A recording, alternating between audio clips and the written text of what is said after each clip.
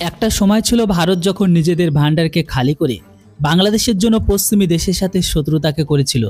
সেই সময় বাংলাদেশের লোকগুলোকে কিছুই হতে দেয়নি, আর না তাদের জমিকে কাউকে দখল করতে দিয়েছিল। কিন্তু আজকের সময়টা এমন যে এই সমস্ত নিকর্মা পড়শি দেশগুলো ভারতের শত্রু মানে পাকিস্তানের সাথে মিলে নতুন হামলার কথা ভাবছে, যেটা সত্যি আমাদের মাথাকে গরম করে দেওয়ার মতো কথা।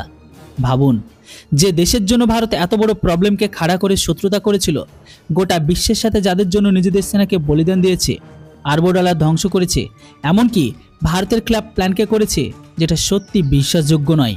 দেখুন বন্ধুরা, আর্টিকেলটিতে লেখা কি আছে। খবর এটাই ছিল, বাংলাদেশ আর পাকিস্তানের মাঝে সৈন্য পার্টনারশিপ শুরু হয়েছে।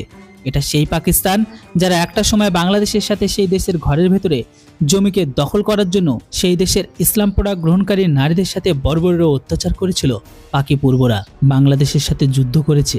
স্ক্রিনে যে ছবিটিকে ভালো করে দেখুন, যেখানে বাংলাদেশের টপ র্যাঙ্কের অফিসাররা, অপরদিকে পাকিস্তানের অফিসাররা অসীম মুনির ইনিও আছেন।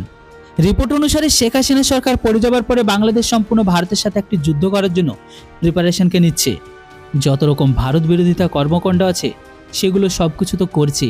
আর রিসেন্ট তো বর্তমান সময়ে পাকিস্তানের আইএসআই চিফ সে তো ঢাকা এসেছে। এটা তাদের জন্য বাংলাদেশের ঘরের ভেতরে প্রথম যাত্রা বলতে পারেন। এই মুহূর্তে আসিফ মালিকের লক্ষ্য একটাই, যে সীমানাতে বিধ্বংসী গতিবিধিকে জারি রেখে ভারতের ভেতরে অশান্তিকে আরও বেশি করে তৈরি করা, আর তাদের টেরোরিস্ট গ্রুপকে মিত্র দেশের ঘরের ভেতরে ঢোকানো।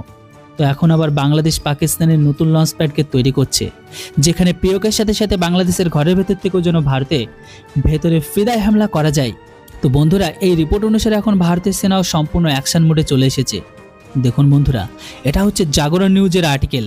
এটিতে এখন লেখা এটাই আছে যে দেশের সুরক্ষার জন্য উচিত পদক্ষেপকে নেওয়া হবে। আসলে বন্ধুরা, বাংলাদেশের মোহাম্মদ ইউনুস অন্তর্বর্তী সরকার যেভাবে পাকিস্তানের সাথে আটঘাট বেঁধে নামছে, সেটাকে নিয়ে ভারত একটি কড়া ওয়ার্নিংকে পর্যন্ত দিয়ে দেয়। ভারতীয় সেনা প্রমুখ উপেন্দ্র ত্রিবেদী উনি বলেছেন, বাংলাদেশের ঘরের ভেতরে সমস্ত পরিস্থিতির উপর নজর আছে, আর দেশের সুরক্ষার জন্য আমাদের তরফ থেকে যে পদক্ষেপ ওঠাতে হবে সেই পদক্ষেপগুলো আমরা ঠিকই উঠাবো।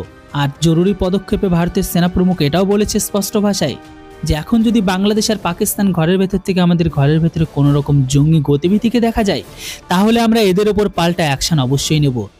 যে সমস্ত ইনফ্রাস্ট্রাকচারগুলো আমাদের সীমানার কাছে বানানো হয়েছে সেগুলো পর্যন্ত উড়িয়ে দেব। যদি অবৈধভাবে ঢোকার চেষ্টা করে সেখানে হরিফাই করব, আর যদি মিসাইল ফায়ার করে তাহলে আমরা এর জবাব ব্রহ্মোস দিয়ে দেব। আর এখন এর বিশেষ ব্যাপার এটাই যে এই স্টেটমেন্টটা এমন সময় এসেছে যখন পাকিস্তানের খুফিয়া এজেন্সির একটি দল বাংলাদেশের ঘরের ভেতরে ভিজিট করছে।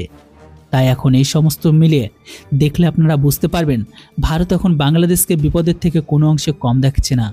কেননা এটা হাসিনার বাংলাদেশ নয় যে তারা ভারতের ফেভারে কাজ করবে, এটা তো ইসলাম পড়া গ্রহণকারী মোহাম্মদ ইউনুসের বাংলাদেশ।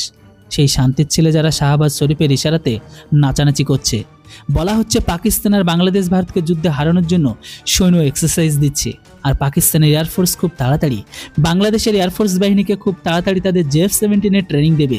এই জন্য বলা হয়ে থাকে যে গাধাকে গাধায় ট্রেনিং দেয়। বাংলাদেশ ভাবছে পাকিস্তানের JF-17 দিয়ে ভারতকে যুদ্ধে হারাবে। এবার আপনারাই বলুন, JF-17কে নিয়ে আপনাদের কি মতামত? এটা কিন্তু কেউ প্রকাশ্যে লিখতে ভুলবেন না। Thanks for watching. জয় হিন্দ, বন্দে মাতরম।